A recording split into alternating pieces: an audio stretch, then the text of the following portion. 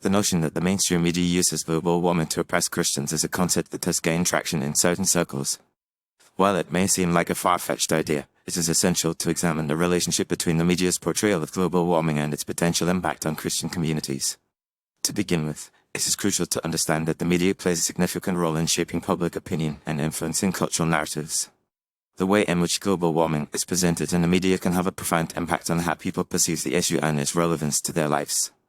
Some argue that the media's emphasis on global warming is a deliberate attempt to undermine Christian values and promote a secular, progressive agenda.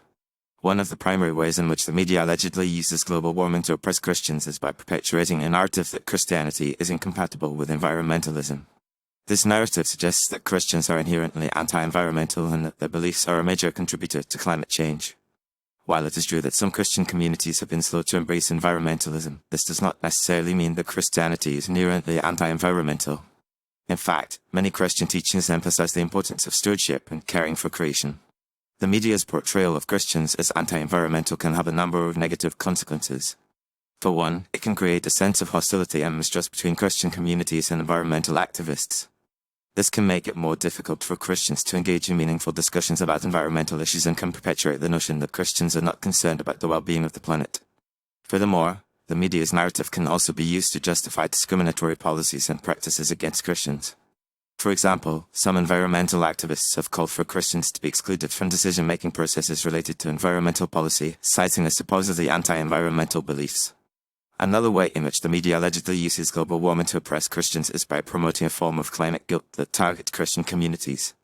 This involves emphasizing the idea that Christians are responsible for climate change and that they must take drastic action to reduce their carbon footprint. While it is true that individuals have a responsibility to care for the environment, the notion that Christians are uniquely responsible for climate change is a gross exaggeration. Moreover, the emphasis on climate guilt can be used to shame and intimidate Christians into conforming to a particular ideological agenda. It is also worth noting that the media's coverage of global warming often ignores or downplays the perspectives of Christian scientists and experts who are working to address environmental issues. This can create a sense of marginalization and exclusion, suggesting that Christian voices are not valued or welcome in the discussion about global warming. By ignoring or dismissing the contributions of Christian scientists and experts, the media perpetuates a narrative that Christianity is opposed to science and reason. In addition, some critics argue that the media's emphasis on global warming is a form of eco-theology that seeks to replace traditional Christian teachings with a new, environmentalist worldview.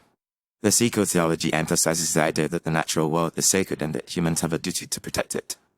While this perspective may have some merits, it can also be used to undermine traditional Christian teachings and promote a form of pantheism or nature worship. In conclusion, the idea that the mainstream media uses global warming to oppress Christians is a complex and multifaceted issue.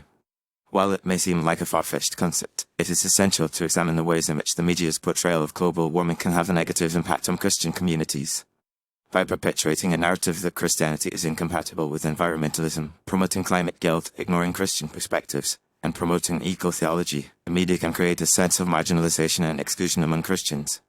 Ultimately, it is essential to promote a more nuanced and inclusive discussion about global warming, one that values the perspectives of Christians and recognizes the importance of traditional Christian teachings.